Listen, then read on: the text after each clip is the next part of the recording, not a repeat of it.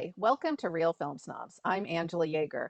I am super excited this week to have a special guest host on the show, my great friend, Sarah Evans. Welcome to the show, Sarah. Hey, Angela, I'm so excited to be here too.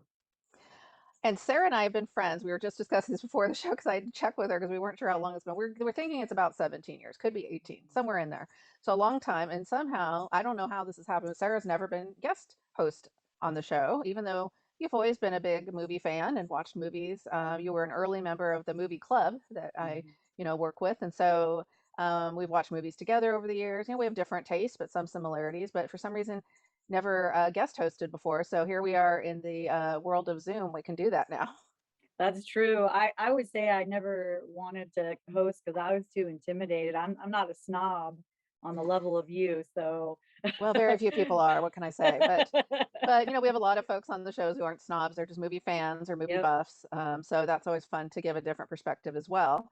And Sarah, for those who don't know her out there, besides being my friend and a former journalist just like me, is also an awesome activist, punk rocker, parent. What else? What other labels can I put on you? I don't Awesome know. dresser. Oh, thanks. We have a We, good we hairstylist. Yes, we have the same hairstylist. So they're right there. And you can see very different styles. So Yep. she's very diverse in styles. In fact, I was going to mention, you just got your colors totally different. You went darker Yeah, for the it's winter. purple. Yeah. Oh, is it purple on there? I couldn't tell if Mhm. it was dark brown or purple. Yeah, it looks really Yeah, cool. thanks. So you know everything you want to know about Sarah, I'm sure. So Sarah and That I decided to do a whole episode devoted to documentaries because we both love documentaries. Sarah was super excited to do a themed episode, so that's what we're going to do. Before we launch into that, Sarah, just to give the audience at home an idea of your movie taste, maybe you could talk about a couple of your favorite movies of all time. Yeah, that's such a hard question for me. But I tend to, I've noticed I tend to gravitate towards certain directors. I really love a lot of Tim Burton's films because I just like things that are just really out there and kind of dark, and I really like his aesthetic. Um, for a long time, I've been a huge fan of Wes Anderson. I'm wondering if maybe I'm not anymore though, because I haven't liked his last few. Oh, I've But been wanting to talk to you about French Dispatch, which I haven't seen, but I've heard didn't get such great yeah, reviews, so I was yeah. curious. Yeah. But I again, I'm just really attracted to directors that have a really specific aesthetic. Hmm. Um, and favorite movies of all time though is really hard. Actually, if I list my favorites, they're usually fantasy or comedy. Just the ones that I go to over and over and over again. I love the Lord of the Rings trilogy. I love comedies like one of my favorites that comes to mind is the Blues Brothers. Oh my God, I Oh can yeah, quote yeah, that that's whole one of the thing movies I front to back. associate with you. Oh my God, I love that movie so much. So it's just a lot I like lately because of my kids. I feel like all I watch is animated or Marvel movies. But hey, our That's family why you likes pick them. documentaries. You're like, oh, this will give me an excuse to watch something else besides Yes. animated and superhero movies, right? Yep. Talk about something a little more serious. That's right, exactly. Yeah, we were actually trying to find documentaries for this episode that weren't so dark. I don't think we succeeded. I think it's a pretty dark list, but Yeah. um, because with some of the ones we were looking at, we're like, oh, that looks so dark. So we had a lot to choose from. These are all 21 documentaries that we wanted to review. Heading up into the Oscar season, we don't know which ones will be nominated yet, but we tried to pick some ones that seem to be getting some buzz. So I will start off with our first film, which is My Name is Polly Murray. And this is a documentary about Pauli Murray, who was a non-binary, multiracial lawyer, activist, and poet who, in their lifetime, influenced people such as Ruth Bader Ginsburg and Thurgood Marshall, to name a few. I did not know anything about Pauli Murray going into this movie, and that is really a shame because that is a loss in American history. Pauli Murray was one of the first people to really come out onto the civil rights scene really in the way before a lot of other folks were in the 30s and 40s, really pushing for things like desegregation in schools and desegregation on buses. And the film outlines these type of seminal moments in their life where Pauli Murray was something like 20 years before Rosa Parks tried to do this bus boycott, and way years and years and years before Brown versus Board of Education tried to explain to Thurgood Marshall that separate but equal was not going to work. And in a lot of ways, what Pauli Murray was a victim of time. They had ideas that people just weren't ready for yet. In addition to that, Pauli Murray had a really interesting life, which is also explored in depth in the film. And they left behind just countless documentation of their own personal struggles with gender identity as well as attraction to women and feeling as a person of color as well, just completely.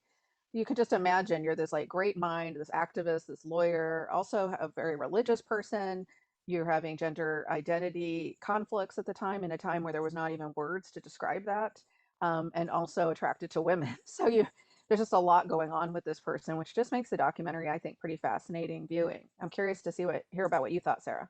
Yeah, I agree with a lot of that. I had actually only heard of Pauli Murray this past Black History Month this year. I was working on a message for my work about Black history, and somebody brought up that they really respected Pauli Murray, and I'm thinking, who's that? And the minute I looked them up, I was like, how did I not know about Pauli Murray? Just like you said, like such a pivotal person in civil rights and so many things that we definitely should be learning of more. So I'm glad that that Polly's story is coming more out into the light and that this film was made. I will say overall though, I didn't like the film too Oh, much. really? Yeah, I'm again excited to have Polly get more attention, but I kind of found the film a bit dull. Interesting. Despite all the interesting things about Polly, I thought it was really cool that Polly had left so many things behind, so we know more about their motivations and things, but it almost felt like, to me, like the filmmakers then relied a little too much on that. And so I just kind of felt like I'm getting regurgitation of a timeline of things that they did and things they wrote, but without like much actual perspective on like who they were as a person. Um, Right. Beyond just the things we know about from writing and accomplishments. So yeah, I don't know. It's kind of mixed feelings. I kind of felt like maybe a lot of that was, obviously the filmmakers used Pauli's own writings to narrate the film in a way. And I think because they've passed, and because particularly around the issues, maybe less so on the legal issues, but particularly on the personal issues, um, I think there was probably not a lot of perspective because it sounded like they kept it pretty secret. I mean, it's all there in the writing, but there's not like something that Pauli discussed with a lot of people who were still around to talk about it. So it's kind of hard to get that perspective into the film. And so I kind of gave them a little bit of a pass on that part of it. I do think it would have been a little bit more compelling if we'd been able to get more of a perspective, like you said, of not only the personal aspect of their life, but also maybe even some of that legal influence from. There is some clips of people like Ruth Bader Ginsburg talking about the importance of Pauli Murray, but even more of that would have been, a nice context to get into where this fit in sort of the legal foundation. But it didn't bother me as much. I mean, I don't think it's a stellar, I don't think it is a 4-star film. I would give it 3 stars, but I think I found it interesting enough, maybe just from the perspective that I was drinking up all this information that I had never heard before and felt cheated by, that this important person has been just completely overlooked. And I did appreciate, in some aspects, getting some of Pauli's own writings into the film, the poems and things that are shared throughout the film. I actually liked that aspect of it. I did like that too. She was an amazing, excuse me, they were an amazing writer.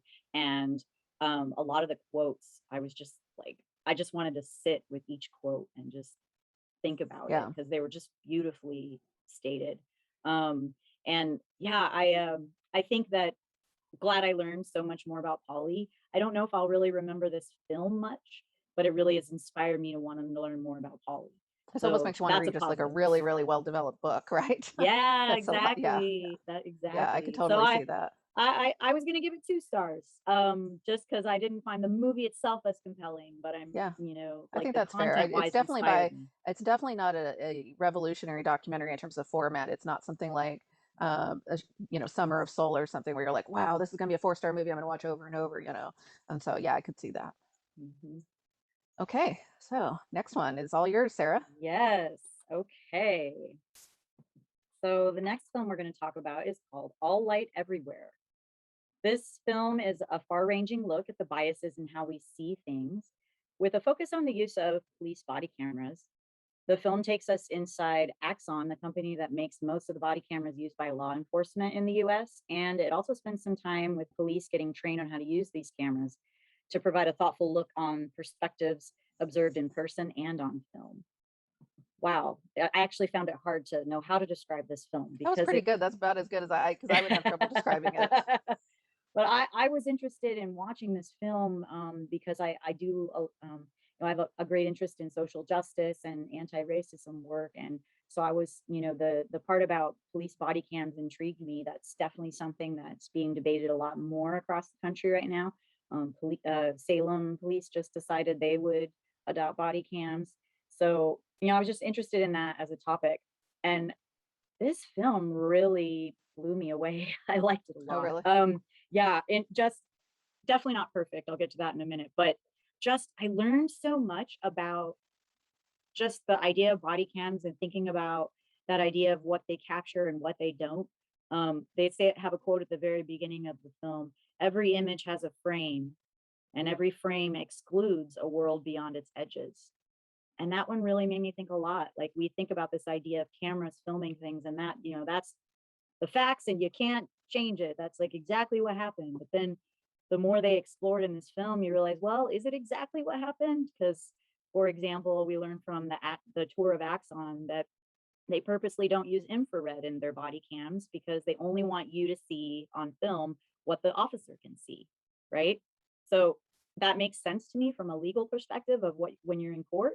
But as a person who just like wants to know everything that happened at an incident, I'm like, whoa, it's not filming a bunch of stuff. So Yeah. it just raised a lot of interesting questions that I've been pondering about. Like, yeah, maybe body cams are a good idea, but they're not just this end all be all gonna help everything. Solution to everything. Yeah. Yeah, yeah. Yeah, I did not like this movie so much. So I know we're like flipping on it. This director, so I want to preface this. I saw the director's previous film, Rat Movie, which I thought had similar issues and similar areas of interest. So Rat Movie explores the issue of rats in Baltimore, but as a way to explore redlining and racism in Baltimore, like how neighborhoods were Mm. developed, and that's why there's only rat problems in certain areas. Which I remember Oh. going in thinking this is going to be the best movie ever, and then it kind of just it made its point in like 30 minutes and then kept repeating it, which is sort of one of the issues I had with this movie. Mm. I got early on this idea of okay, the camera, and I guess this is also from being like a film student, but the camera doesn't show you everything, right? It doesn't even Mhm. show you, and they show that even with where the body camera is placed, right? They show that okay, the body camera is put on the center of the police officer's chest. That's what it's capturing. But if you're up here seeing this, you might be seeing something off camera that the body camera isn't capturing. And your field of perspective is not exactly the same as the cameras. And cameras, do cameras lie? That's another question. Do cameras Yeah. show things or misinterpret things? Those are all really great questions, but I felt like after the first 30 minutes, they kept just hitting on those same points over and over. And he didn't have a lot of visuals to go with it. So he kept showing lots of footage of the filmmaker himself just like walking with his dog into the office to like look at screenshots of like camera footage. And I Yeah. was just visually, I found it a little bit boring. I felt like that. Mhm. I felt like it could have been an amazing like 40-minute movie, but it just seemed to drag for me. I did think, especially in this period where so many activists are calling for body cameras, it's an interesting movie to put into the discussion because it's not that they're saying, oh, they're all together bad. They're just saying, be careful that you're Yep. not taking this as, the absolute truth of what happened in a circumstance.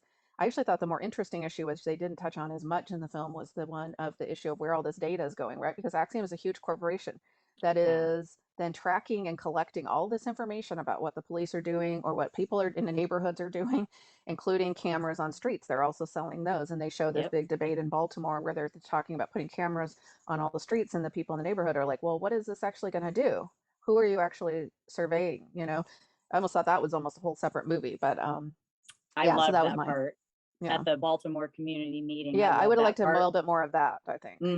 Yeah, that was so interesting too because it was like the this guy who had been in charge of secretly taking drone footage of the whole city to help the city with and policing.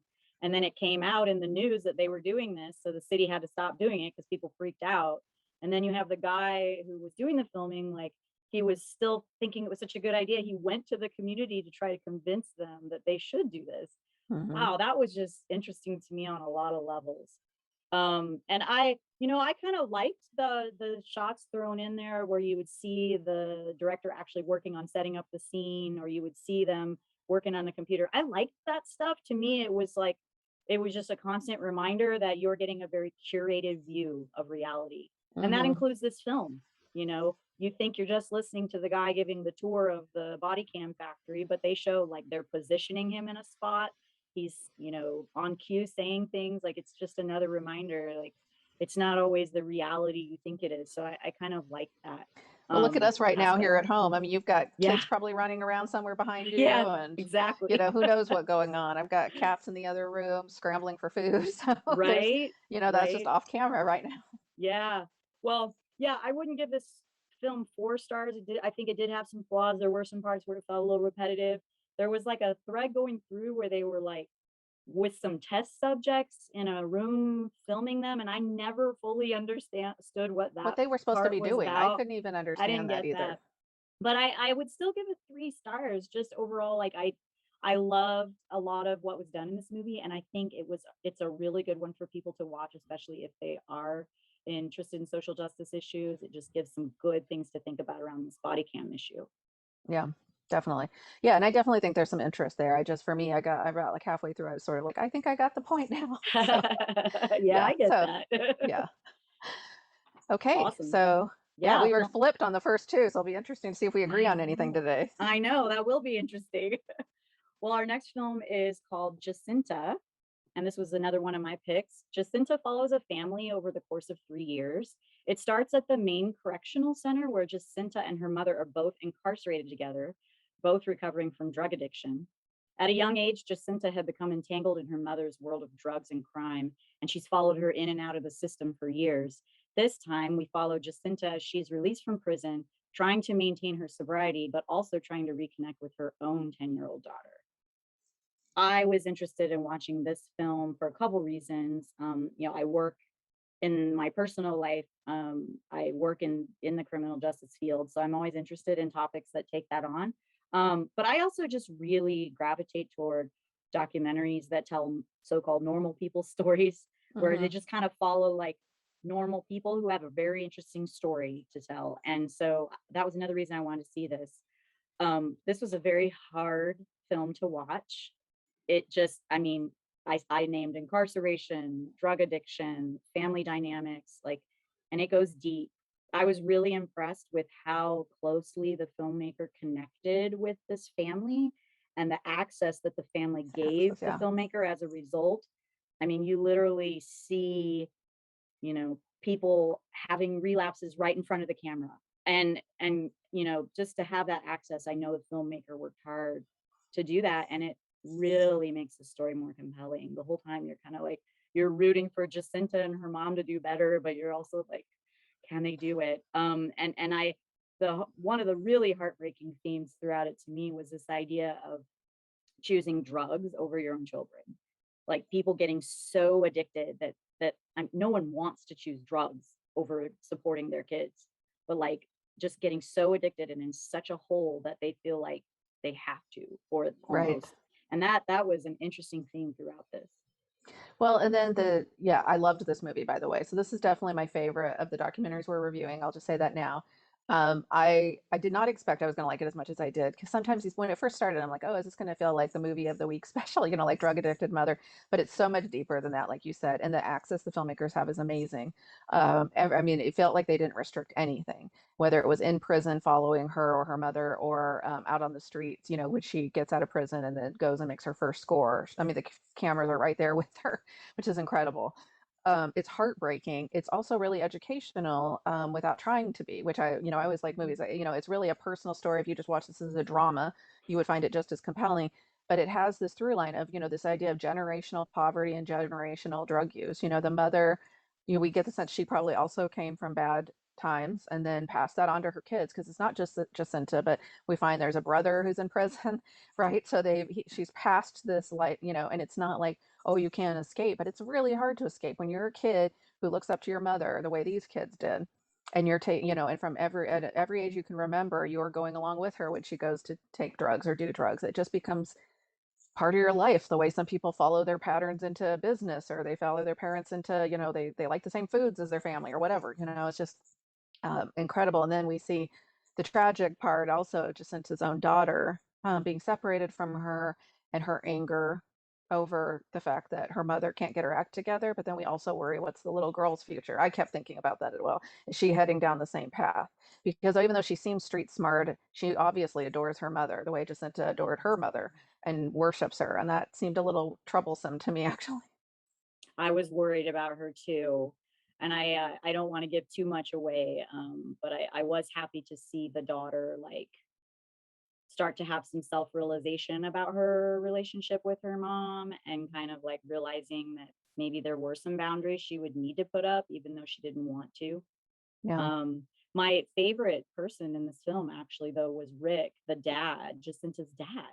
Like he felt like the one strong person in her life who always like seemed to have stuff together and really was trying to help her. Um, I mean, overall, this family, they had a lot of things they were struggling with, but there was a lot of love in this family. Like Hmm. you could tell they all really loved each other a lot. They Yeah. just weren't doing the right things for each other or didn't know how to They had a lot of, sometimes. yeah, they had a lot of love, Yeah. but they were also well known by the local police department in their Oh town yeah. in Maine. At one point, they say like, "Oh, Yeah. everyone knows this family." You know, it's just like Absolutely. they've just Yeah. generate again the generational part. That's what made me think about that. Is the generationally the town, the police know the family, not just Jacinta, not her. You know, they Yep. as far back as they could probably think they've been having trouble. And so you think, where did that start? You know, my head was just thinking about all these types of things and the things that we pass on and how much of things that are with us are just our good luck, basically, that we weren't born into certain environments.